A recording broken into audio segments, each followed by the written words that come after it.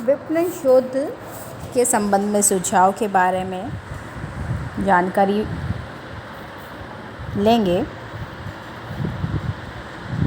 प्रबंध एवं विपणन शोध के कार्यों, भूमिकाओं, अधिकारों एवं कार्यक्षेत्रों की स्पष्ट व्याख्या की जानी चाहिए। भूमिका संघर्ष की स्थिति को दूर किया जाना चाहिए। अन्य सुझाव है कि विपणन शोध के प्रबंध द्वारा किए गए निवेदन पर ही परामर्श प्रदान करना चाहिए, किंतु अति आवश्यक होने पर निवेदन की प्रतीक्षा नहीं करनी चाहिए। प्रबंध द्वारा परामर्श को अस्वीकार कर दिए जाने पर विपणन शोधकर्ताओं को इसे अपनी व्यक्तिगत मानहानि नहीं समझनी चाहिए। परामर्श के लिए निवेदन करने तथा उसे स्वीकार करने या न करने का अधिकार सामान्य प्रबंध का होता है। सामान्य प्रबंध को विपणन शोध का अधिकतम प्रभावी उपयोग करना चाहिए। आपत्ति होने पर प्रबंध को शोधकर्ताओं से विचार विमर्श कर अपनी भ्रांति को दूर कर लेना चाहिए। सामान्य प्रबंध को चाहिए कि परामर्श संपूर्ण संगठन के हित में होने पर उसे अस्वीकार न करें तथा उस पर गंभीरतापूर्वक विचार करें और अपना निर्णय लें। प्रबंध एवं विपणन शोध दोनों को परामर्श देने के विषय में मतभेद होने की स्थिति में उच्च प्रबंध से अपील करने का अधिकार प्राप्त होना चाहिए। सामान्य प्रबंध अपने कार्य क्षेत्र संबंधी सभी सूचनाओं की जानकारी समय समय पर विपणन शोध को देते रहते हैं।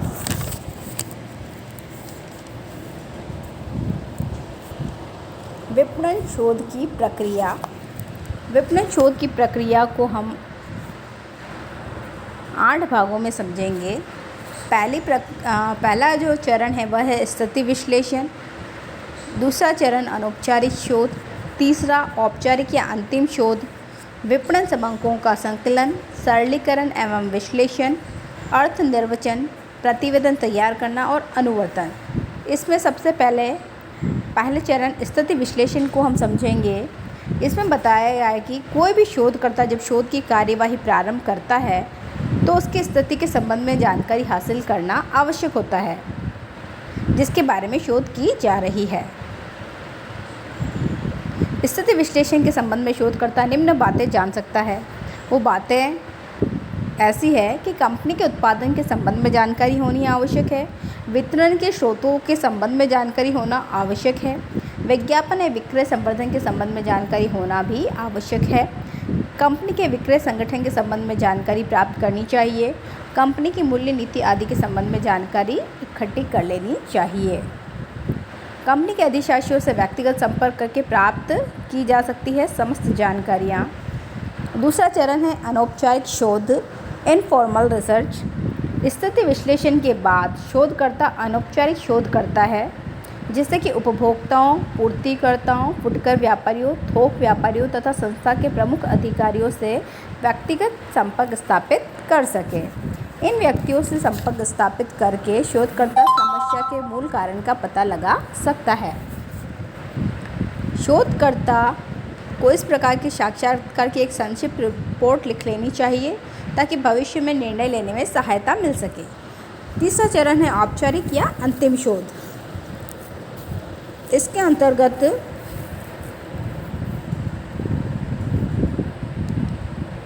स्थिति विश्लेषण और अनौपचारिक अन्वेषण दोनों की सहायता से अनुमानित समाधानों की खोज की जाती है।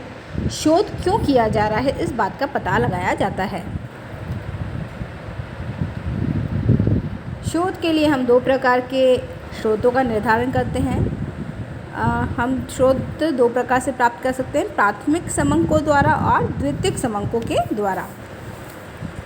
प्राथमिक समंक में हम सर्वे के द्वारा,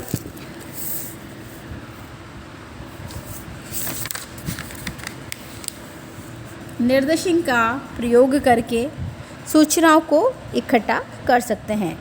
सेकेंडरी के अंतर्गत निर्देशन प्राप्त करना या निर्देशन पर्याप्त, निर्देशन का नियोजन करना, निर्देशन का चुनाव करते समय ध्यान रखा जाना चाहिए। जांच के लिए हमें अनुसंधान करना पड़ता है।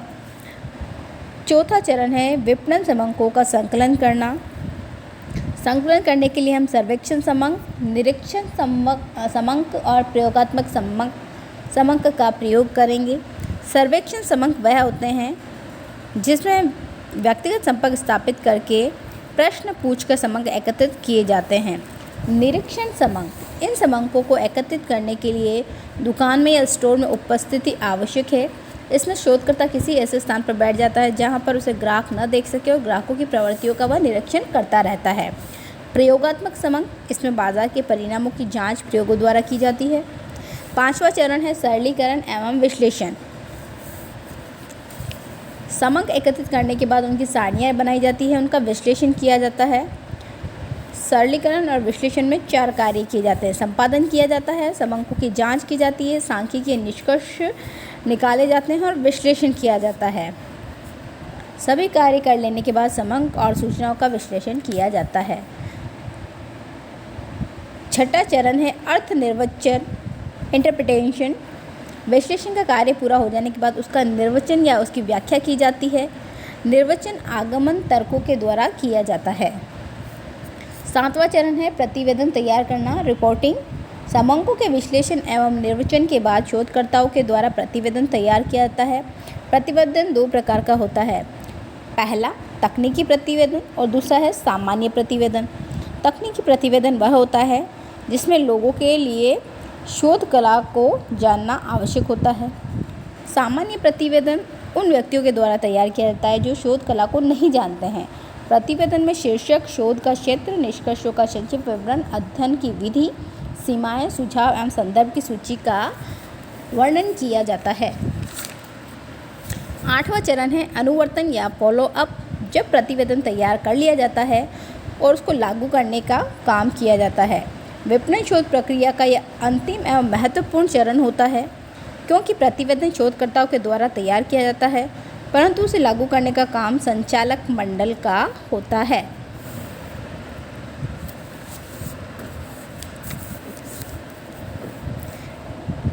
विपणन निर्णय किसे कहते हैं, इसके बारे में हम जानकारी लेते हैं। निर्णय लेना एक ऐसी प्रविधि है जिसके आधार पर विकल्पों की परिधि को सीमित किया जाता है। निर्णय लेना प्रबंधन का एक सबसे प्रमुख एवं आधारभूत कार्य होता है। विपणन के प्रत्येक क्षेत्र में प्रबंधकों को निर्णय लेने की आवश्यकता होती है, जो उत्पाद, सेवा, बाजार, वितरण, संवर्धन, मूल्य आदि के संबंध में हो सकता है। एक संस्था में विपणन प्रबंध जो कुछ भी करता है, निर्णय के द्वारा ही करता है। कुशल एवं सही निर्णय पर ही संस्था की उत्पादकता, लाभ, विक्रय तथा विकास निर्भर होता है। प्रबंधक के द्वारा लिया गया एक गलत निर्णय संस्था को असफलता या पतन की ओर ले जाता है, इससे विनाश का कारण बन जाता है।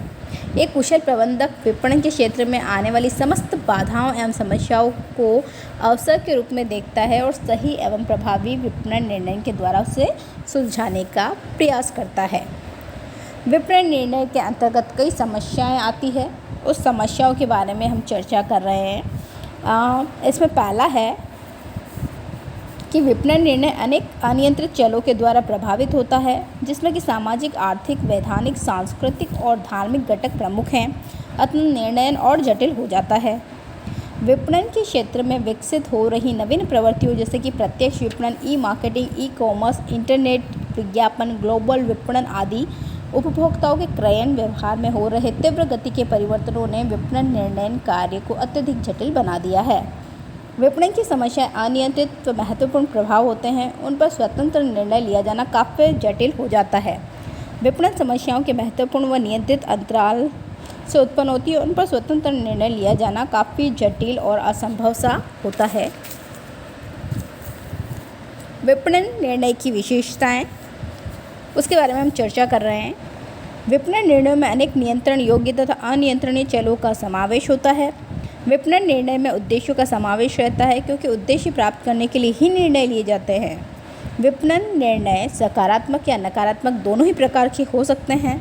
विपणन निर्णयों में निश्चितता, जोखिम या अनिश्चितता सम्मिलित होती है। निर्णय कार्यक्रमिक या अकार्यक्रमिक होते हैं। निर्णय समस्या समाधान प्रक्रिया का एक महत्वपूर्ण अंश होते हैं। निर्णय एक सतत जारी रहने वाली एवं गतिशील प्रक्रिया है, जो कि विपणन में सदैव किसी न किसी रूप में चलती ही रहती है। निर्णय प्रबंध की आत्मा होती है। विपणन प्रबंध के सभी कार्य विपणन निर्णय के द्वारा ही संपन्न किए जाते हैं।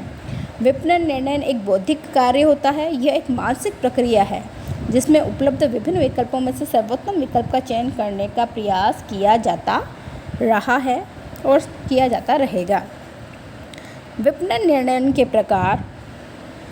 विपणन निर्णयों को 3 प्रकार में बांटा गया है: व्यूह रचना संबंधी निर्णय, प्रशासकीय निर्णय और परिचालन संबंधी निर्णय।